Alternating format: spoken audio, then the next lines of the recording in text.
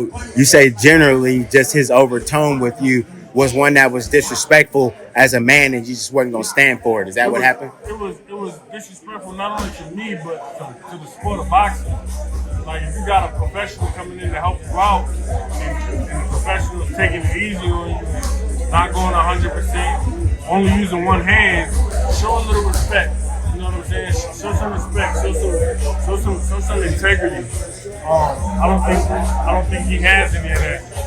I think he's a classist individual, and like I said, this is out before. I'm gonna expose him on August 6th. Big Paul, he don't want to talk about families and family legacy. His father's a pedophile. His brother's in the closet.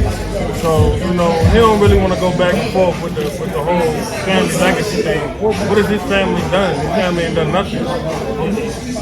They some YouTube guys. They got a whole bunch of kids following them on YouTube. Most of his following is people who are 15 and under. They don't got nothing to do with this sport. Then, I'm 100% sure that he bought his followers. So it's like, he's a fraud. And it's not a fraud sport. This sport will tell on you. This sport will tell on you. This is the truth serum right here. And that ring on August 6th is going to be a lie detector. And I'm going to prove to the world that Jake Paul's a liar, a scammer, a fraud, a phony. And I feel blessed that I get to be the one to do it.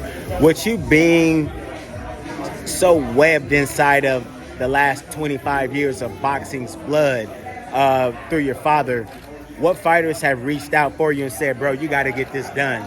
Has anybody reached out to you and said, hey, man, it's on the line and you the one that's going to do it? Has anybody talked to you? And if they have, who have you spoken to? I'm gonna just name three. I'm gonna name four. Adrian Bronner, and then surprisingly, Lawrence Okoli and Ben Whitaker. They're my guys, man. They got my respect for life. Actually, with that being said, not a lot of people reached out to me after I fought Kendrick. Lawrence Okoli was one of the only people to give me a good word and to let me know that he seen what happened and it was whatever the case may be, whatever he said.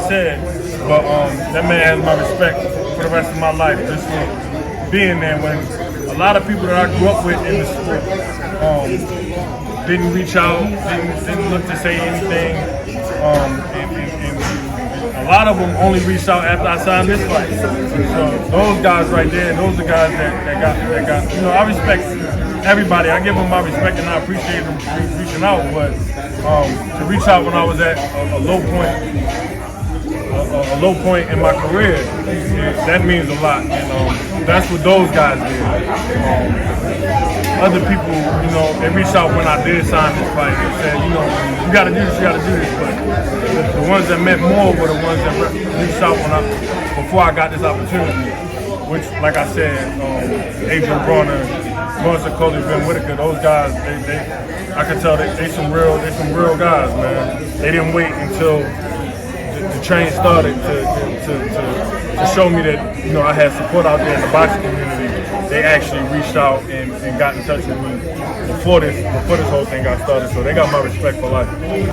How much pressure do you feel from the boxing community at large? You are the best opponent that he's faced up until this point, and you hold all the cards. If you beat him, the Jake Paul train stops. If you don't, it surges ahead full speed. How much have you given that thought? Not a lot. I'm just looking forward to being victorious. Anybody else's opinion don't matter. I go in there to win. So I know this guy is not the toughest guy I fought. He's not the most skilled. He's not the most experienced. He's probably not even top three as far as opponents that I've faced.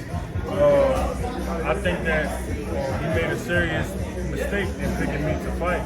So when we get in there on August 6th, I got to prove that. And I think that his job is a lot tougher than my job. He has to overcome a whole lot. He has to adapt a whole lot. And my job is to be the guy who hasn't fought anybody besides him. he's only been in there with opponents who fought him. He's never been in there with someone who has experience against other people. My last fight made me better. My loss made me better than any of the wins that I had. So I continue. I look to continue what I was doing on my way to a world title, and that's what I'm looking forward to most. I'm gonna go ahead and take his little shine or whatever you want to call it, clout, and I'm gonna ride that to a world title. Once I become a world champion, inshallah, you know, he'll be I'll give him a thank you, but that's only because he messed up. He really messed up on this, picking this fight. It's not a game. This is not a facade. It's not nothing that's you know, scripted or where people ask me to take it easy on him. I'm looking to separate this man from his consciousness. So come August 6th, he's gonna be in a world of trouble. That's bullshit. You use the boxing to catapult these MMA fighters and set these MMA fighters up with huge, humongous paydays, but then you send me a contract and say, oh, it's take it or leave it. If you don't take this, I'll never give you a chance to fight me again. It's bullshit. And like I said, Jake Paul is a bullshitter. He's a scammer. He's a fraud. He's a fraudulent person, a fraudulent individual. I'm gonna expose him on August 6th. If he were to fight the same opponents that you would fight, what would his record be today? I don't know. I think it's like 3 guys I fought he couldn't beat. Which one? He can't beat Kenzie. He struggled with Raymond O'Shane. I don't know between Damian Reed and Ronnie Hale who he would beat. He probably. I don't know how he would do against either one of them. And Mario Juarez, he would have to knock out. He wouldn't be in the box. He wouldn't beat him in a boxing. He would have to knock Mario Juarez out. But the other guys that I fought, he probably beat. I give him that credit. But those 2 or 3 guys, he would struggle with. He would definitely struggle with. He would absolutely lose to Kenzie. He would struggle with Raymond O'Shane, and he would have problems with Ronnie Hale and Mario Juarez. Do you think he's got any dog in him? Yeah, he does. He does. But I think you know, I got the key to bring the bitch up out of him. We got a lot of bitch in him too, so I'm gonna bring the bitch up out of him come August 6th. Thank you so much for watching this video, and make sure to subscribe for more videos of your favorite fighters over here on Fight Up TV, and give us a follow online as well at Fight Up TV on Twitter and on Instagram. We appreciate it, guys.